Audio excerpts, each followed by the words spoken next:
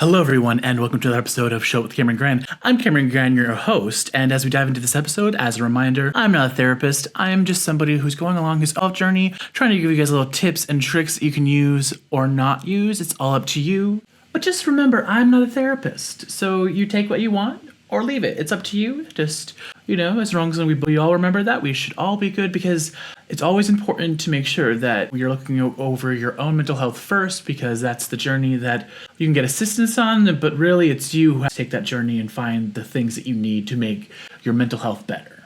And if you've watched before, today we will be diving into another episode of Mom. I've spoken about this topic before, but it is the next step on the DBT train, so I was great. I love talking about this, so why not bring it up in a lesson? And that thing that we're going to dive in today is validation. More importantly, what is validating and what is not. And this is all according to DBT. Obviously, everything that you can, I've been speaking about with DBT, I'll have other definitions, but I'm specifically going along with what dialectical behavioral therapy teaches. Validation is just making sure that you're validating somebody else's experience and then the facts of the situation, but you should only validate what is valid and not any emotional weight onto things that are not valid, which is why knowing your values is extremely important, because if you forget your values, it's hard to know what you should not validate. In my opinion, you should always validate somebody else's experiences, their feelings, their emotions, and validating somebody else on their beliefs and their systems that they subscribe to is not necessarily saying that that's the only way you can go about something.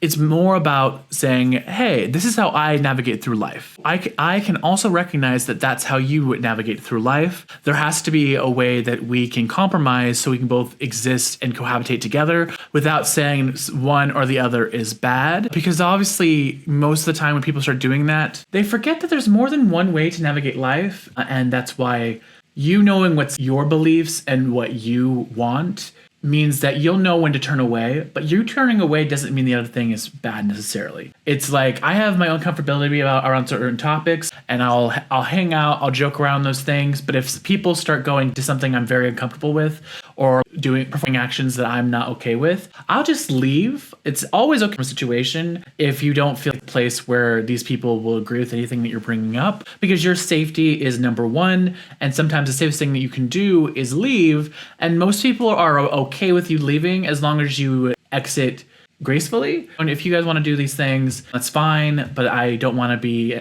in this environment.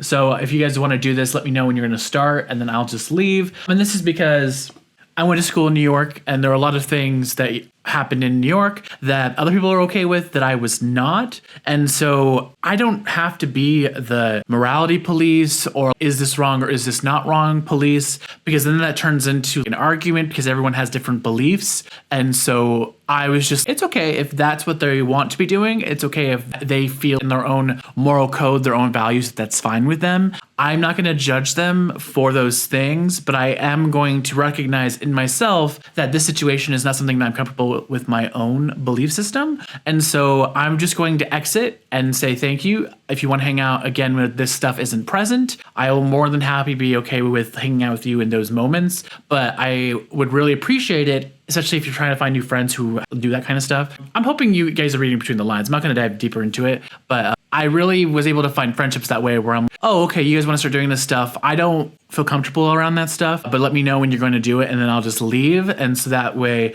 I don't ever put myself in a situation where I feel uncomfortable or things might get out of hand, and they are free to be themselves if that's what makes them happy. I realize the danger line with validation, especially when you're trying to talk to somebody who's not used to being validated or not used to validating somebody else when they don't to do that. Or if you are surrounded by people who have to constantly be right about things, the thing I would say is I would stop them and say, hey, listen, I understand that in your brain, you have to be right about everything. And that's not necessarily a bad thing, especially because some people are very factual, but there is a way to validate somebody else's experience without invalidating them. And just because you think that factually it's not the same. For instance, validation. I got into this huge argument with somebody because I was trying to explain how validation is defined in DBT, but they would only listen to what the actual validation is in the Webster's dictionary. And this validation is an exercise and it's a mentality piece. So they build off the Webster's dictionary, which why it has more nuances than other people think. And that's why I was, listen, I understand that you want to be factually, this is what Webster says, is that's everything, which is so narrow-minded to me personally, because I'm, okay, well, Webster is defined by language, and most things in the dictionary didn't even become part of the dictionary until we as a society like cemented it as part of our culture. Ain't was never in the dictionary, but people used that so much that it became part of it. And yes, I have had grammar English teachers who are very not okay with using the word ain't, which is fine. That's their class rules. They're the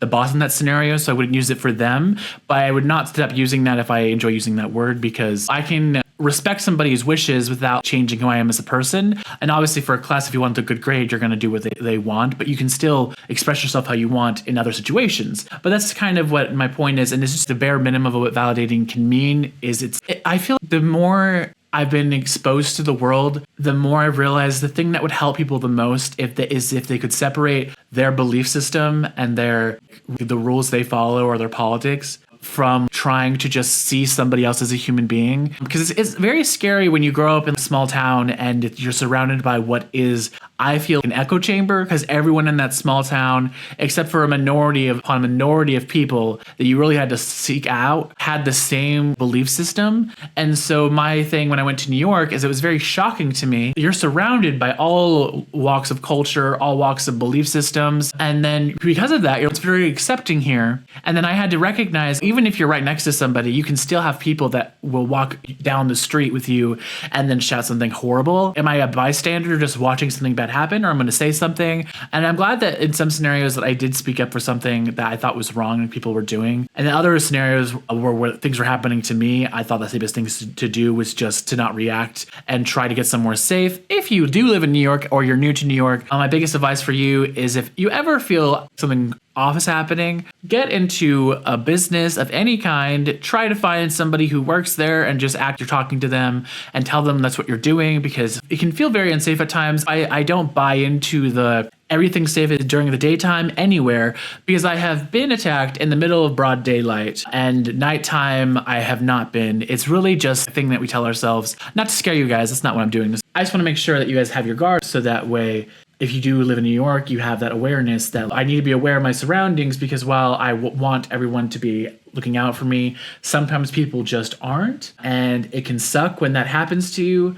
But as long as we recognize that things are not always going to be as clear as possible and we look out for ourselves, there's a lot of swindling happening in New York City, but there's also a lot of homelessness. And so it can be the easiest option is just to ignore everybody.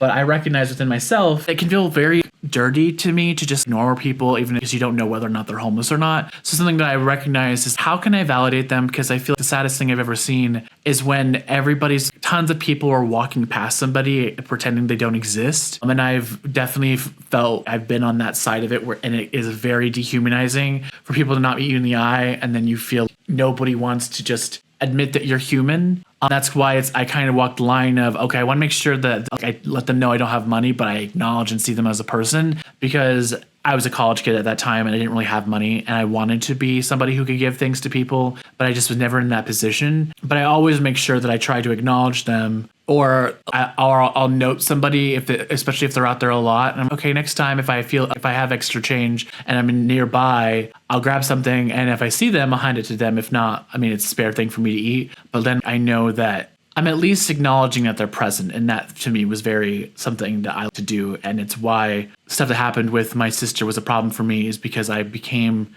invisible to them. And I didn't realize how bad that was until I really started checking in on my mental health. And then I guess another question you can ask yourself is, why should you validate somebody else? It definitely helps with interpersonal effectiveness. It helps you communicate, and it reduces anger when somebody at least feels you're listening to them. And sure, it can sometimes feel stressful if you're in a state of anger to do this, which is why it's a practice thing of validating in the moment. Because if you always react negatively to other people, it can make you feel you're unsafe. And that's why I've always tried to stay, I guess, one step away from myself when confrontation is happening, because I've always had the awareness of, I'm talking to you. I have a problem, if I'm approaching you, this is what I mean, is if I have a problem, I have to approach somebody and tell them what the issue is and try to hopefully figure out how we can work together to fix that issue.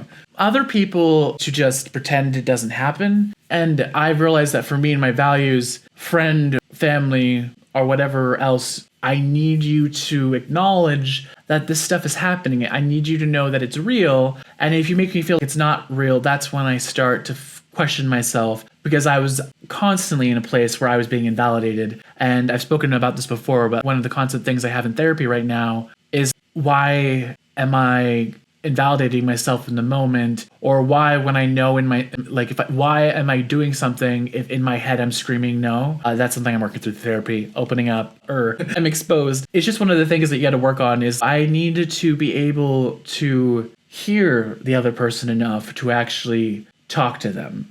Going in and saying something to somebody when you already have your response ready is not giving the opportunity to let the other person show you who they really are, which is why I like to do that. I like to go in, seek them out, tell them what I'm looking for, what's happening, and why I'm upset, and then drop everything in my head that I've come to a conclusion that they might say, and be okay, what is their real response? Once I know their real response, then I can know the next best way to proceed. And that actually is very helpful to me, because it can be very scary when it feels people are unpredictable, or you feel you know somebody so well you can predict how they'll act. And then I had to realize I'm invalidating people because I'm going with what I think they're going to say in my head and not giving them the opportunity to be real people in front of me, which is why I get upset sometimes when I recognize the fact that I'm being spoken to and I'm being reacted to by people when they have not spoken to me in years. They have no clue who I currently am, or I might as well be an invention in their mind rather than a real human being in front of them. And I feel that's the biggest reason why I want to talk about validation, especially right now, is so much is going on in the world that we feel we have to be right. We're the ones that have to be right, and we don't care what other people say. And I don't feel that's the way to actually make the world a better place, because there are many ways to exist in this world. There are many different cultures. There are many different countries. There are many different laws that exist, and people all live on this planet and they all go through it. And yet we still continue on. We still keep going. And that's kind of the thing that I wanted to get recognized, is we don't know how people are going to react. We don't know the real world. All we know is our perception of it. So we can either live for the fake reality we invent in our mind, or we can figure out the first step of DBT, which is to be mindful, so that way we're in the moment, so that way when we actually are having these experiences with other people, we're actually taking them in and getting a real check on what's going on, because it can be very scary. So scary, especially when you don't know people, if you're constantly thinking of the bad thing that could possibly happen. Now, for me, I realize that's actually my problem, is I'll think of all these things for people I know that might happen, but I am so easy to trust that I think I put myself in bad situations because I don't say things that I don't mean to people. If somebody tells me that they want to come over to watch a movie, I take that as, oh, that's what we're doing. We're watching a movie. Now, I recognize that other people do other things, and that's like Netflix and chill, it comes to mind. But that I recognize someone said that outright. But if someone's like, yeah, I just want to watch a movie with you and just chill out, I was like, okay, well, I can do that. And then that turns into some other stuff that I'm not comfortable with, but I don't know how to back out easily.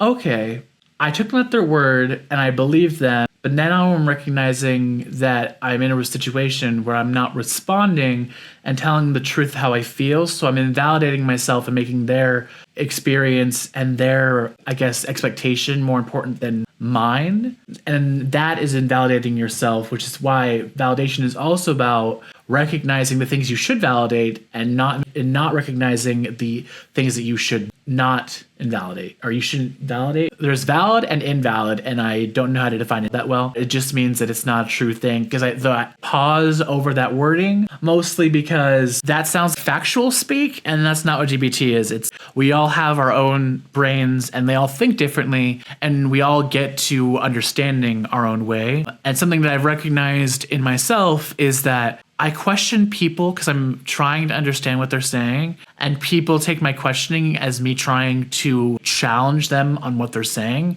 And really all I'm doing is really just trying to understand because my brain doesn't get the same conclusion other people think is so obvious. And then the thing I was talking about with the dating thing is, they're going to come over and we're going to have tea. And I was talking to somebody and I was that person isn't going to just want to have tea. They want to do stuff. No, we say we weren't going to do that. I was like, no, they're coming over to do that. I don't know if that's true. But if that's the expectation by saying that, then I need to make sure that I rethink how I'm going about doing this. I need to know somebody. That's my value before anything happens. Wasn't recognizing because I wasn't questioning the way my behavior that maybe I was unconsciously like putting something else out there that I wasn't intending to. And that's why I say it's important to, one, get to the core of what your core beliefs of about yourself. What are the things that you need to follow that if somebody else wants you to do something, you know in that moment, okay, they're okay doing that. And that's great for them. But it's not great for me. That I know that if I did those things, I would feel terrible the next day. And I don't want to say that to them in a way that makes them feel they can't be free to be themselves. But I can share the fact that it makes me uncomfortable. I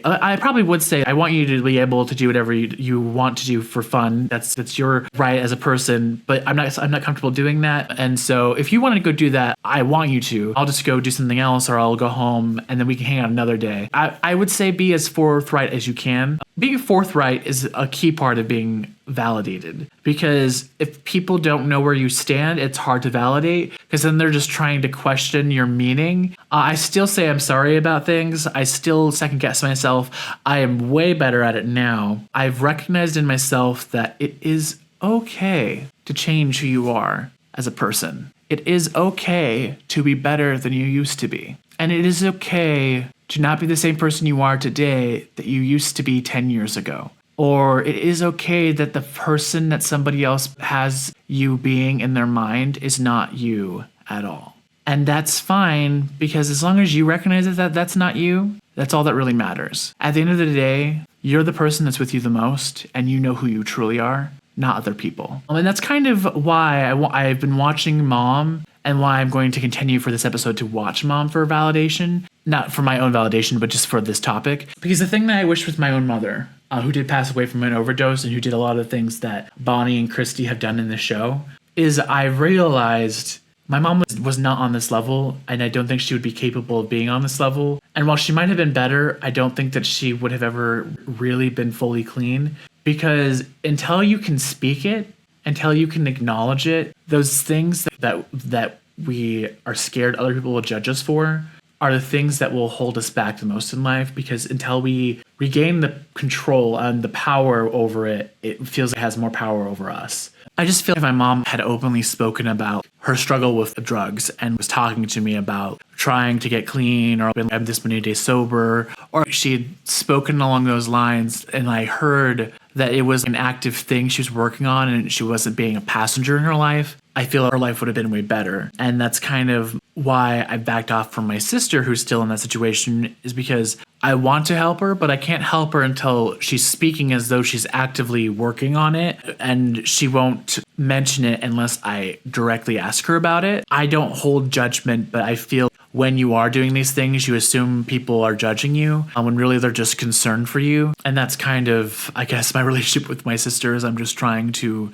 make sure that she's safe. And I've acknowledged that there are things in her life that are bad, but I can't fix those things. It's up to her to, I guess, challenge those bad things that she was taught as a child. It's just sad because we didn't grow up in the same house because my parents got divorced, and it just upsets me that what she got on the other end of the spectrum is just so terrible. So this is very personal, more personal than I was intending to get, but it's kind of the thing that I recognize that until we're ready to radically accept ourselves, we will always let those terrible voices win. We don't want to acknowledge the worst parts of ourselves. If we acknowledge those worst parts of ourselves, then it's almost we're telling us that they were right. Those things were right about us, that we are wrong. And they're not. And I don't feel you should feel that way. With that, I'm going to, pivot just a little bit. I'm going to dive into the first episode of Mom. Or not the first. We are on the fourth episode of Mom. And I'm about to read the synopsis for you. Here we go. And don't you worry, the synopsis is very easy. It's literally, Christy's patience is tested by everyone she knows, while Bonnie runs into an old rival. Who that rival is, I don't remember, so I'm about to find out with the rest of you. We're at 3:48, and the opening of the scene is Christy with her mom, basically at TSA, I believe, in the airport getting checked, coming back in from Mexico. It's a nightmare, spoiler, but Christy basically dreams that her mom was using her as a drug mule, and when it went bad, her mom used her as the fall person. So she basically had a dream that she was going to go to prison, and so then, as anybody does who wakes up from a nightmare, they instantly call the person the nightmare is about and yell at them, and it turns out her mom at 3 a.m. doesn't have time to go over all this nonsense, and then the scene ends with my favorite line, which is, of all the things I should be yelling about my mother about, I choose the one thing that didn't actually happen. Yeah, that can happen a lot to you, and I've been there. And the thing that I appreciate about this is the fact that our dreams have a way of telling us stuff. The fact that it's kind of giving you how off Chrissy's beginning years were. This is totally no more encounter that could have happened, so now I have to call my mom and actually yell at her about it. If I had this dream, I would never think to call my mom and yell about her, at her, because you can't call people who aren't here anymore. But I would say it's interesting the way that our dreams have a way of manifesting what happened to us in real life, and they're trying to make us deal with the fact that, oh, this person who was doing all these things and then I inhabited those tropes as an adult is now back in my life, and now I'm having a stress dream about them basically repeating my childhood. And so that should tell you that you have more work you need to do with your mother. What I do love about that scene, though, is that Bonnie says this funny line where she's, when you were a little kid, when you had these nightmares, I used to let you climb into bed with me and stay there until you felt better. And then Chrissy's like, well, you did it? And Bonnie's like, well, yeah, but now you're a fully grown adult and I'm going to hang up at you, a crazy person. And it's just a funny way of highlighting the way that you can validate somebody's nightmare while also making them abundantly aware that they violated a boundary. And so Bonnie's, yeah, I acknowledged your nightmare, but now I'm going to go back to bed because it's 2 a.m. You shouldn't have called me. Good night. And you hang up. And that's kind of a way of validating, and a really funny way is just, hey, listen, I could do this, but you're really breaking my boundary right now, so I don't have the time to sugarcoat how I feel. We can talk about this more at a later point, but I'm going to hang up. Especially because a nightmare is not an essential thing to call your mother about, to yell at her. But, Christy, you keep doing you. We are at 7:55, and the reason why I stopped it is because something happened with Christy. She's in the middle of the store. Her son woke up and didn't tell her day before that he didn't have any clean underwear, and she has to go to a store to get him new ones. And then the store manager doesn't want to let her bring her son into the store use only bathroom to let him change, and then she just puts her foot down like, well, you don't want to let him change in there? He's going to change right here in this aisle. And this is why it's important to know what validation means, because clearly something is going on with Christy, but she doesn't want to acknowledge it, and because she's not acknowledging it, she's basically going off on multiple people. Because earlier that day, when she tried to ask Violet if her brother could borrow some of his underwear, she just went off on her. And then Violet called her a horrible mom. Same thing happened with the store clerk, who basically was, you can't use the bathroom, it's not my policy, it's the rules or whatever. And then she basically screamed at him, and he's, well, you're a horrible woman. And then, there's a funny line about like she hadn't heard us earlier from somebody else. Not those words, but I can't say what she actually said here.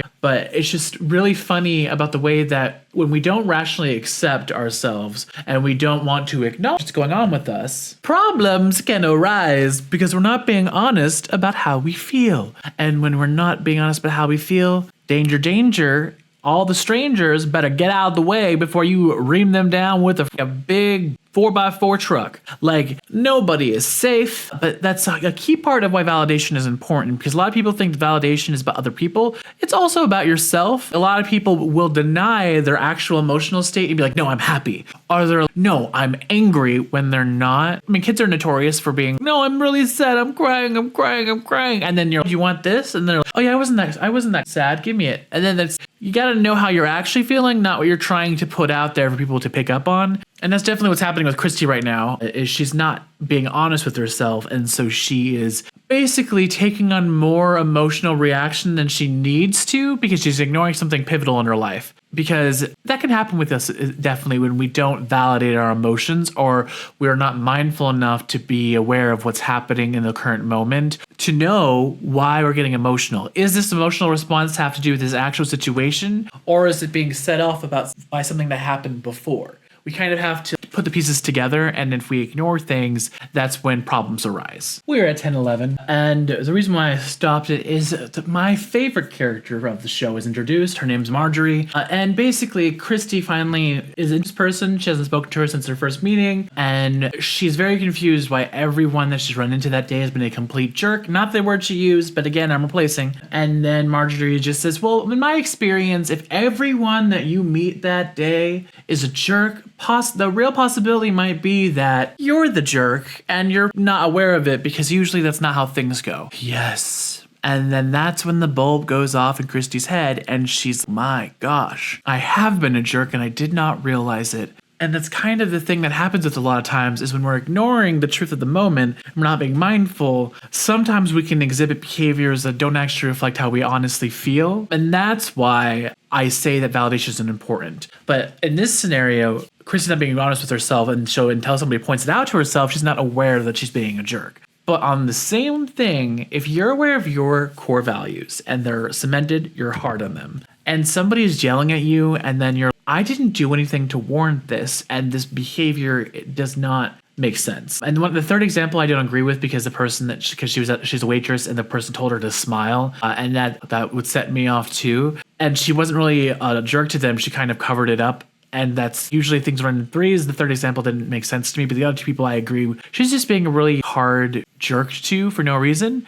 And that's why I would be cautious about the way I would pursue those things. And the other thing I realized is it can be very easy to forget that when someone is yelling at us, we often want to believe, or we're told to be, what did I do to deserve this behavior? And that's kind of what I was saying. If you know your core beliefs, you can validate whether or not that is actually something warranted. And sometimes I might say something that's by accident, but a reaction should be equal to what you say. And so if somebody's going off on you and you accidentally bump them, that does not warrant you being screamed at. And so that's when I would respond back, and maybe I would even match their energy, because you shouldn't be screamed at for accidentally tapping somebody, especially if, again, I would mention New York earlier in the episode, but there it's very hard not to accidentally brush people because there's so many people. So if I accidentally brush somebody, I would apologize, but I'd be like, sorry, I didn't mean to do that. But I would not be rude about it. If I had bumped somebody and they started screaming at me, I wouldn't even apologize. I'd keep walking, or if they were trying to stop me in my tracks, that's when I might say something rude back. But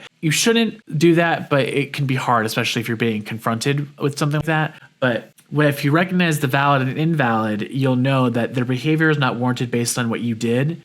And that's when I've often admired people who are, no, you don't get to talk to me that way. We're going to end this encounter and you can go home. I'm not going to be around this because I don't deserve the treatment that you're giving me. And so I'm going to leave. And that's when I really respect people. That is, you set your boundary, and this person needs to acknowledge that they've broken that. And if they can't, that sucks for them. We're at 12:48. And this is the part where Bonnie comes in at the restaurant, and Chris is trying to make amends, she's trying to apologize and say she's ready to forgive her. And then Bonnie just makes it so hard to forgive. Because Chris is trying to apologize, but Bonnie's just pointing out all the emotions that she should feel. This is a trigger for me, and it might have canceled out my ability to apologize, because I don't like emotional manipulation, and telling me how I should feel about a situation is very manipulative, and it would set me off in a major way. I would have to back out and be, nope, can't do this, I'm leaving. Because you don't get to tell somebody else how they have to feel about something that you did to them. You don't have that power. It's not your business. If you want that reaction, that's such a power play, and it just really irks me, for lack of a better word. I don't know why you would do that, especially to your daughter. The other thing I would say is eventually they move past this, and Chris is trying to move on from the conversation. And then Chris is like, okay, to make amends, I will pay for this dinner. I will try to be nice so we can move past it. And then she's like, well, if I was you and I was trying and I had extra money to spend, I would buy my daughter the jeans that she needs because she's pregnant and she needs bigger clothes. It is so emotionally manipulative. And then she's, well, I want you to have my back and you never do. So you went behind my back to talk to Violet. And Bonnie's, no, I didn't go behind your back and talk to her. Your daughter tweeted it. And all I did was retweet and move on. That's the line she says. And I kind of get that, but Bonnie doesn't validate Christy's share. She's, I want you to have my back, and it feels like you never do. Because the thing that you could have said if Violet went to Bonnie and was saying that I don't know why my mom won't do this for me, it would be very easy for Bonnie to take it to Christy and be like, hey, why won't you get this for your daughter? I understand you're trying to do this tough love thing. But instead of having a conversation when you're validating the other person's experience, Bonnie just thinks that what she wants to do is correct and isn't open to listening to Christy share. And sure, there are points that I see that are valid that Bonnie's just trying to say, but it's really the way that she's trying to get her way is just to manipulate emotionally instead of having a place where you're validating where the other person is at and then coming to a compromise or a conclusion to whatever it is. That's kind of the conversations that I don't want people have, and is when it's very clear they don't really care what I'm saying in this conversation. They just want what they want out of it. And if that's how you feel about a conversation, that's when I feel you shouldn't even be having one. We were at 1544, and I stopped because this is the point in the story after she had this conversation with Marjorie, and then she's been trying to make amends with her mother, and then she goes to her daughter and her son, and she's just... Again, they make it so hard because after she finally cleaned her son's laundry so he can have fresh things to wear, he doesn't say thank you or acknowledge it, but then she still is just trying to be there and then does a puzzle with him. And so there's a way of validating the moment with them that kind of makes almost forgetting what happened. And then whatever, because even when she goes to try to apologize to Violet, her daughter, because she gets cheesecake to try to make amends for the fact that she didn't buy her pants, and then Violet's, well, you got me cheesecake when I can't fit into my pants, and then her boyfriend gets involved, and that's a whole other thing because her friend's kind of, oh, well, we're a family, so if we're a family, then we can't be mad because we're a circle here, because there are no sides. And so he definitely digs his own in that conversation, but that kind of allows a new moment to happen where Christy can be on her daughter's side to acknowledge just how foolish men, or at least boyfriends, can be in their life. And I just find it beautiful that when an apology doesn't work, there's a way to just stay in the moment with somebody and validate what's happening then, and just making those moments happen instead so that you're forgetting what's happening. And that also is another beautiful way of an apology, is time also is just, I'm trying to make amends and I did try to apologize, but that's not working. Like doing these other activities together has its own benefit. And that's why I just find it really beautiful that instead of being stuck on I need them to say it's okay, you're forgiven, or any of that kind of stuff, once she apologizes and tries to do something for them, she's okay, well, what I wanted didn't come out the way I was expecting. My oh you're welcome or you're forgiven moment didn't come out the way I wanted, but there's still an opportunity for us to be here in this moment, and I find that quite beautiful. Okay, that's the end of the episode, and after Christy makes it up with her children, she goes to work to apologize to Chef Rudy, who's her boss ish, because he's the manager of the waiters. Sorry, we know how restaurants work, right? He's the head chef and she's the waitress, and then there's also the manager. But I'm not going to explain that. Oh gosh. The thing that is she apologizes and is trying to make amends. She's in the program, and then the surprise that she has was the one person she didn't blow up on because it would have been bad for her work was the customer who basically told her, why don't you smile? It's easy. And so expecting the worst, she exits after apologizing, and he says, can I talk to you for a second? This is a customer. He's like, I'm sorry, your job's hard enough without me doing all that. I'm really sorry. And it's just amazing in the ways that we realize that things can bother other people, and especially when we're so used to that not being the response. When we get a healthy response to something, it can be very shocking, especially if that you're not used to it. And so that leads Christy to regret the fact that she spit in his drink, but the past is the past, she can't go back. The same thing can be said with Marjorie when she goes to her next meeting, was told her that she should apologize to her mom because her mom won't be there forever, and so you should just forgive. And then Marjorie meets Bonnie, and then she's, you know what, Christy, I'm not gonna lie, no wonder you drank. And if you meet Bonnie, that's pretty, she's get a bit of a hard pill to swallow at first. And it's definitely the fact that it's just, well, I have this assumption because this is what I think of when it comes to a healthy mother-daughter relationship. But now that I know what your relationship actually is, you're not wrong for the way that you kind of try to process it. And that's kind of the thing that I like the most about the show is it's kind of, we get the big reaction, we get the bad thing that we shouldn't really do. But then when we started validating our own beliefs that's when maybe I went too far with my reaction. Maybe it shouldn't have been this deep. Or maybe I shouldn't actually tell somebody to validate their mother and the trauma they inflicted until that person's ready to acknowledge that they also caused that trauma. Because that's my thing with Bonnie and Chrissy's relationship, is until Bonnie's actually willing to accept and acknowledge the fact that she did those things, I don't think Chrissy's going to move past it. She'll try to move to ignore those emotions when they bubble up. But that's really the key thing, is once Bonnie can acknowledge those things, then they can move past it. Now that's the end of the episode, everyone. I hope you guys enjoyed it. I hope you guys enjoyed me pointing out these ways to validate yourself. Validation was a huge thing for me, along with shame versus guilt, which is kind of what I've been trying to highlight with those. Do these go with my core beliefs? If they do, then I should feel guilty about it. If they don't, and somebody else is just having a huge reaction, that's not on me. That's just them having a bad day, and I'm not going to carry that with me anymore. And that, because shame should not be validated, while guilt should be, because guilt usually derives from your core beliefs. With that, if you guys enjoyed what you're watching, I would love if you guys subscribe. You know, a little, if I want to post more videos, comment. Those comments really help me. And if you are listening to this on any kind of podcast or like any other station, all your reviews help push this to more people. All these small little efforts on your part really help the channel, and I really do appreciate them. And as you go about your week, please take a little time to just take a moment and show up for yourself.